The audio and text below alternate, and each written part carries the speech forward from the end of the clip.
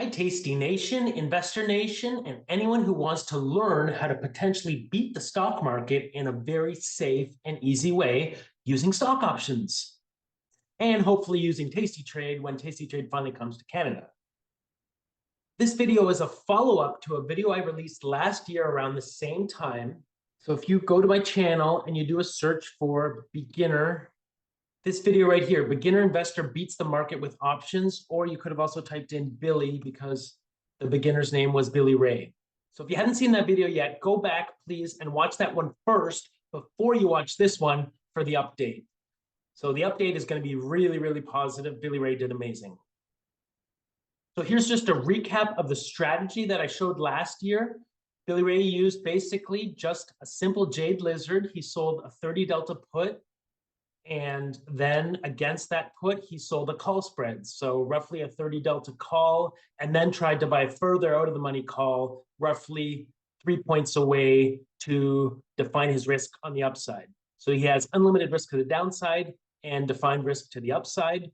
He would try and open a new trade around 50 days to expiration, following the usual tasty mechanics. And then he would try and roll that position at around 21 days to expiration, and he would always try to roll for a credit, also per the tasty mechanics. And then, as I mentioned in the last video, once in a while he would get assigned shares, and then he would just sell a call against those shares to make it a covered call. And if that call ever went in the money, there was risk of then getting his shares called away, which happens sometimes. And especially with a very hands-off approach, if you're not doing this exactly perfect, and maybe you're a little late to roll and that sort of thing, Billy Ray definitely was not perfect at this, and yet it still really worked out really, really well. This whole cycle here, where you're selling a call against your shares, letting your shares get called away occasionally, and then going back into a naked put or Jade Blizzard, that's called the Wheel of Fortune, which I mentioned in my last video was invented by Liz and Jenny. Thankfully, in Canada, there's no fee for getting assigned shares or getting your shares called away. So that was really helpful not to have any fee associated with that. When Tasty Trade finally does come to Canada, I think there might be about a $5 assignment fee whenever that happens, but still it's pretty minimal.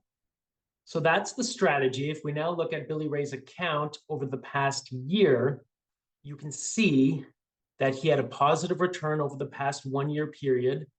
He had a return of 19.82%. This is amazing, a 20% return in 1 year. This is not something you would expect very often.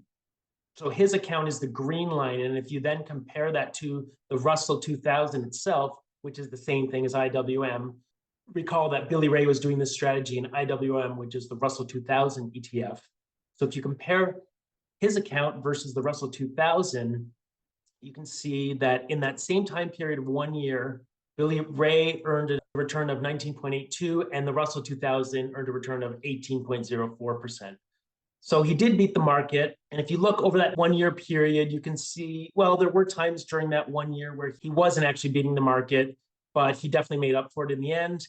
And the real proof is now over his entire account history, which is around 3 years. He started in January 2022, going up to present day, he earned a return of 42.74%, which blows the doors off the market return of 19.08% in that 3 year period. So Billy Ray blew the doors off the market. Congratulations. Looking good, Billy Ray! Feeling good, Louis!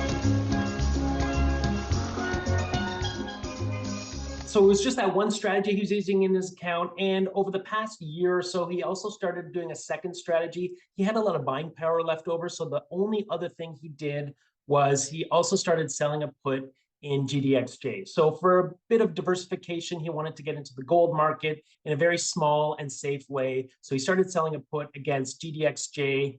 You couldn't really do a Jade Lizard in GDXJ because it's kind of a lower price stock and you can't really get a reasonable credit off the call spread. So he was just selling a put. That's another strategy in the Tasty Live strategy guide. So again, I'll put a link to this strategy guide in the show notes. So he just did a short naked put, which is a neutral to bullish undefined risk credit trade where we're betting against the stock moving below our strike price by the expiration of our contract. So the nice thing about selling a naked put is your break even is way down below the stock price. So by doing this and rolling it over and over the past year or so, he was able to add a little bit of positive return to his account, and he's using very little buying power. So this is a very safe way to trade.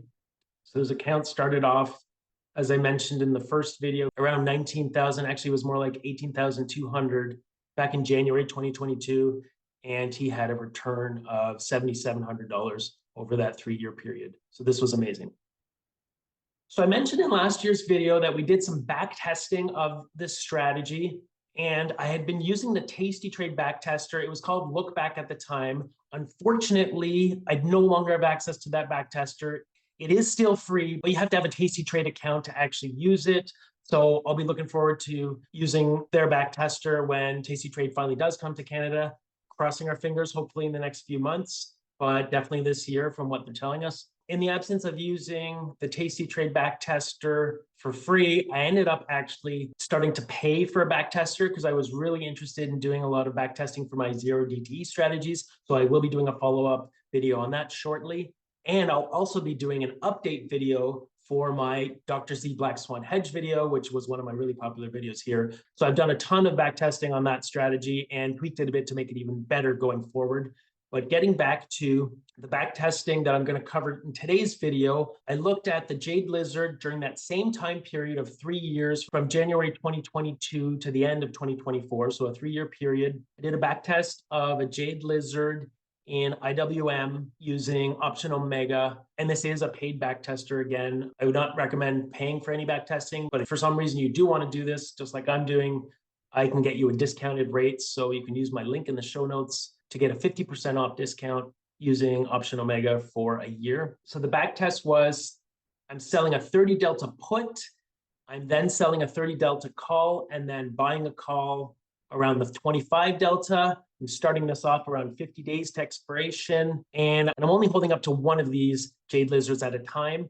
That's on the left side of the screen. On the right side of the screen, I back tested also the covered call. But unfortunately in Option Omega, I couldn't do a real covered call. So I did a synthetic covered call, which is basically the same thing. Over that 3-year period, I'm buying 100 shares of stock. So this is a synthetic version of 100 shares. I'm just buying a call at the 50 delta and selling a put at the 50 delta. It's the synthetic equivalent to 100 shares.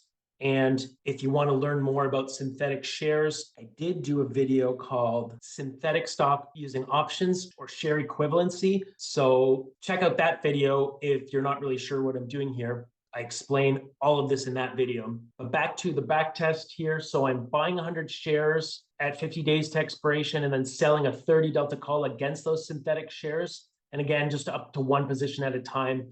So the reason why I'm showing both of these, the Jade Lizard on the left side and the covered call on the right side, is because remember, Billy Ray was doing both of these at the same time, but they weren't on at the same time. So you can't really look at the return on here and say, oh, well, you just add up these two returns and that would be his return. It's a lot more complicated than that because he would be doubling his risk if he did both of these at the same time. He only did the Jade Lizard or the covered call at any one time. So either the left side or the right side. Basically, it's like a weighted average of those two, depending on how long he was doing each one. So you can see these were both positive strategies over the past 3 years. But what if we backtest for the full length of time that Option Omega has data for? So going back to 2013, they have data back to 2013. I did the same two strategies. So 11 years of data. These were positive strategies also over that 11-year period. So this is why Billy Ray did so well. Over a long period of time, you can really win and you can really beat the market using these two strategies, the Jade Lizard and the covered call. So some important things you might want to look at for this 11 years of data is what's the win percentage on the Jade Lizard? It was about 85%. And the win percentage on the covered call was about 70%. So you can see that's the main difference between the Jade Lizard and the covered call. The Jade Lizard has a higher probability of profit, but the covered call makes more money. So that's basically a trade-off you make when you're choosing what strategy you want to do. You either go for the bigger return and a bigger max drawdown, or you can go for the smaller return and smaller max drawdown, but higher win percentage. So again, to compare this to the market over the past year, for example, so if you look at IWM, the Russell 2000 ETF, according to Google Finance, returned 15.79%. And if you compare that, say, to another market ETF, the SPY during that same period returned 26.68%. So the SPY did better than IWM in that same 1-year period. But again, that was not the point of this video. It's not that Billy Ray chose the best ETF or followed the right market index to try and enhance his return. He just wanted to invest in the market and to try and beat that market. So of course, if he wanted to do this same strategy using SPY, he would need a lot more money in his account. So again, going back to the first video, that's how he decided on using the Russell ETF rather than the S&P 500 ETF. And just as a comparison, over 5 years, you can see the Russell returned almost 36% over 5 years, but the SPY returned around 84% over that same period. So I would say if I had enough money in my account, I would just do the exact same strategy using SPY. So this is what Billy Ray's account looks like right now. He's got his 100 shares of IWM. He had been assigned those shares for an average price of 172.44. And he's got an unrealized gain on those 100 shares of 52.30. These are all US dollars, of course. And he had just rolled his 2020 call in January to the 2025 call in February. For some reason, Interactive Brokers does these weird glitches where it's showing a position that's not actually in his account right now. He's only short one call against those 100 shares. So basically, he was able to roll up his call 5 strikes higher in that one roll from January to February. He only uses the monthly options. So here, if I show the option chain for IWM, you can see he's short the 225 call, which is way up at the 50-ish delta. So he just tried to roll for credit, and he was able to roll up 5 strikes and still get a credit. So that was great. So this is a very simple account of just 2 strategies. He's got the covered call in IWM, and then he's got the naked put in GDXJ. So the naked put actually went in the money. He was trying to roll this in the past week or so, and he didn't get filled yet. But he doesn't really care if he gets assigned on these shares. There's really no buying power difference in Canada. In the US or in other countries, you might want to avoid assignment of shares. You can see right here, he's only using $9,000 of his whole account of $26,000 net lick. So he's being very conservative in his investing here. He could get a lot more risky and put a ton more positions in his account. But as you can see, he didn't need to. He's still beating the market by quite a bit, just trading very conservatively. So in the next few days, I'm sure Billy Ray is going to try and roll that 47 put and try and roll it to the next expiration in February. Maybe try to roll down 1 strike to the 46 put. So if he can do that for credit, that would be great. The bid ask is getting a little bit wide here in GDXJ. Unfortunately, it's a little wider than we would hope, but when he started this process, it was a lot easier to roll. But that's okay. Worst case scenario, he gets assigned on that 47 put, and then he'll just sell a call against the shares. Okay, well, that's it. That's your update on Billy Ray's account for the last year. And over the last 3 years, he's doing amazing. He was a beginner trader. He didn't even know what a call and put were before he started this process. And as you can see, anyone can do this. It's not that difficult.